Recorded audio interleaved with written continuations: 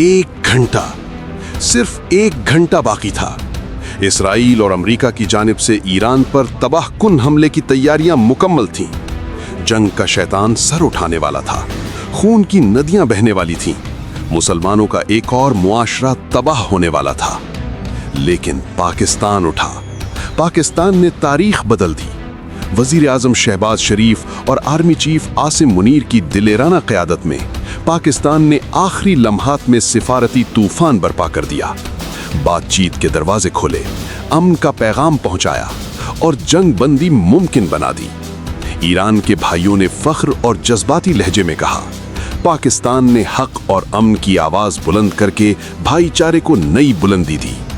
Pakistan Iran भाईचारा खून से ज्यादा गहरा, दुश्मनों के सामने एक मजबूत दीवार।